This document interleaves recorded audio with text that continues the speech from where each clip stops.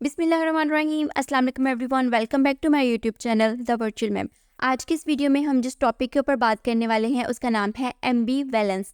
ये टर्म हम post colonial literature में डिस्कस करते हैं। ये टर्म हमें सबसे पहले दी थी होमी के भाभा ने। आज की इस वीडियो में हम इस टर्म को डिस्कस करने वाले हैं। इन पोस्ट कॉलोनियल लिटरेचर में ambivalence refers to the contradictory feelings, attitudes or identities that colonized subjects or people experience due to the influence of colonial power। यानी कि जैसे कि वर्ड हमें एम्बीवैलेंस है, इसमें जो वर्ड प्रीफिक्स है एम्बी, इसका मतलब होता है बोथ, यानी कि आपकी जो फीलिंग्स है वो कंट्राडिक्ट करती हैं आपके खुद की फीलिंग से। फॉर एग्जाम्पल, आप एक चीज़ को पसंद करते हैं लेकिन एट द सेम टाइम आप उससे हेट भी करते हैं, ठीक है।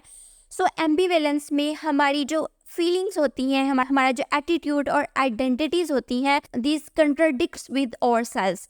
और ऐसा क्यों होता है? क्योंकि कॉलोनियल पावर की वजह से, यानी कि आप कॉलोनाइजर्स को डिसलाइक करते हैं, ठीक है, लेकिन आप कुछ एस्पेक्ट्स उनमें क्या करते हैं, उनमें पसंद भी करते हैं, ठीक है। यानी कि आपकी खुद की जो फीलिंग्स हैं आप उससे कंट्राडिक्ट करते हैं। अगर हम कंटेम्प्रेरी सिचुएशन को देखें तो हर कोई अमेरिका को, यूरोपियंस को डिसलाइक करता है, ठीक है, यानी कि हेट शो करता है, लेकिन हम फिर भी उनकी टेक्नोलॉजी को, उनकी इन्वायरमेंट को, उनकी एजुकेशन सिस्टम को, उनके पॉलिटिकल सिस्टम को, इन सब चीज़ों को प्रेज करते हैं। ऑल्दो डीप डाउन हम अपनी हेट फीलिंग्स को शो करते हैं।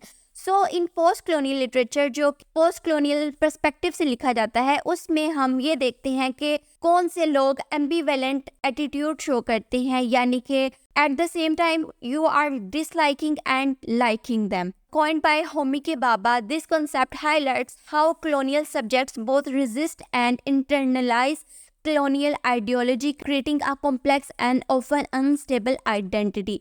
ये टर्म हमें सबसे पहले होमी के भाभा ने दी थी, ये टर्म इन्होंने कॉइन की थी, ठीक है। और इस कॉन्सेप्ट के थ्रू हमें पता चलता है कि किस तरह से कॉलोनाइजर्स का जो अफेक्ट है हमारे ऊपर था, हमारी जो आइडेंटिटी है, हमने किस तरह से इस चीज़ को रेजिस्ट किया और हमने इंटरनलाइज भी किया इन सब कॉलोनियल आइडियोलॉजीज़ को, ठीक है।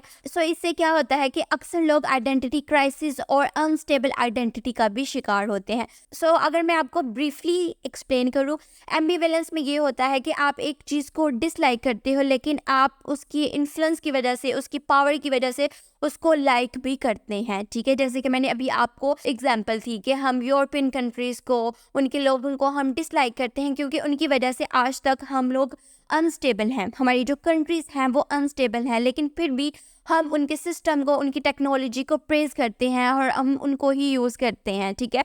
इसके अलावा हमें पता है कि कॉलोनाइजर्स आए थे और उन्होंने ये ब्लैक और वाइट का कॉन्सेप्ट दिया था, ठीक है, लेकिन फिर भी हम अभी तक वाइट कलर को प्रेज करते हैं और जो ब्लैक कलर है उसको इन्फीरियर कंसिडर किया जाता है।